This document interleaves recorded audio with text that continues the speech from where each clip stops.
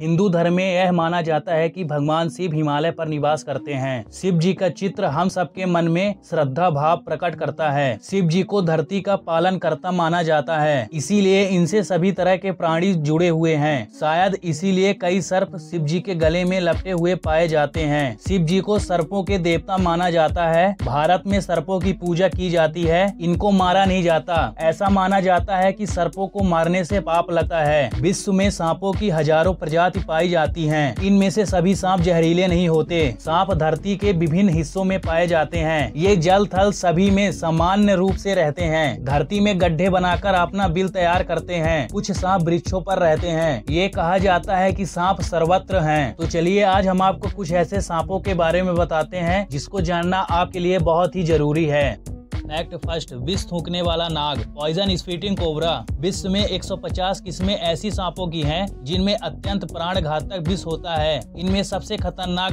मानवा नामक सांप है जो अफ्रीका के दक्षिण भागों के जंगलों में पाया जाता है। इनकी दो जातियां हैं। पहला 2.743 मीटर यानी 90 फुट तक लंबा होता है और दूसरा जिसकी लंबाई लगभग 3.962 मीटर यानी 90 फुट की होती है। नागराज किंग कोबरा के बाद सबसे अधिक अत्यंत प्राण घातक विष काले मावा में ही होता है, जो अपनी आत्मरक्षा के लिए दुश्मन की आंखों को निशाना बनाकर बौछार करता है। इनमें काली गर्दन वाला थूकने वाला नाग सबसे भयानक माना जाता है। इसके अलावा अफ्रीका में एक और विचित्र नाग रिंघल पाया जाता है, जिसे अफ्रीका का थूकने वाला नाग कहते हैं। यह इस प्रदेश के अतिरिक्त विश्व में और कहीं नहीं पाया जाता। रिंघल के विष की बौछार लगभग 183 सेंटीमीटर यानी 6 फुट दूर तक जाती है और विष की नन्ही बूंदे तो 6.156 मीटर यानी 24 फुट तक पहुंच जाती हैं। इनका निशाना इतना सटीक होता है कि दुश्मन का बचना लगभग संभव ही नहीं होता। इसीलिए इन सांपों को जब लोग पकड़ने जाते हैं तो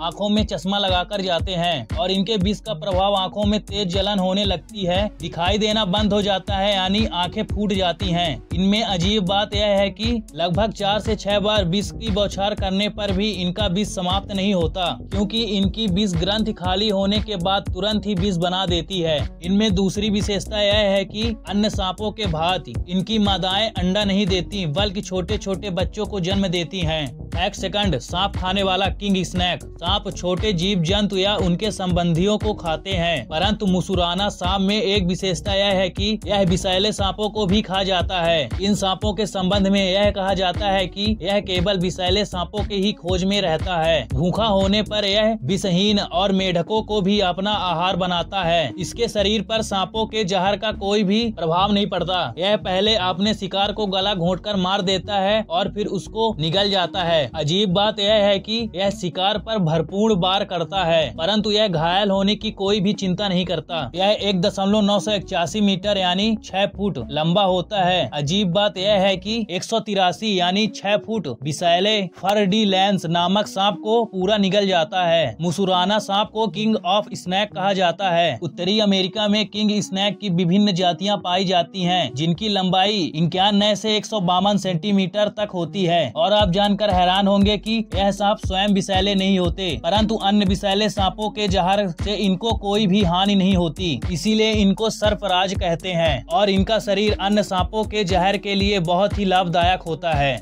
फैक्ट थर्ड, अजगरों का अजगर एनाकोंडा। सर्पों की जाति में एक सांप ऐसा है जो विश्व में सबसे बड़ा माना जाता है, जिसको अजगर कहते हैं और इनको एनाकोंडा कहा जाता है। एनाकोंडा समान अजगरों से कई गुना बड़ा होता है। इनकी लंबाई 25 फुट से भी अधिक होती है और ये हिरन, सुअर, छोटे सांप और अन्य जानवरों का शिकार बड़े मजे से करता है। इनके चबाने वाले दांत नहीं होते, इसीलिए शिकार को यह पूरा ही निगल जाता है और यह सांप पानी में भी अच्छी तरह तैर लेता है। और आपको जानकर हैरानी होगी कि यह मनुष्यों को भी अपनी चपेट में ले लेता है। शिकार करने के बाद एनाकोंडा बड़ा ही आलसी एवं सुस्त हो जाता है।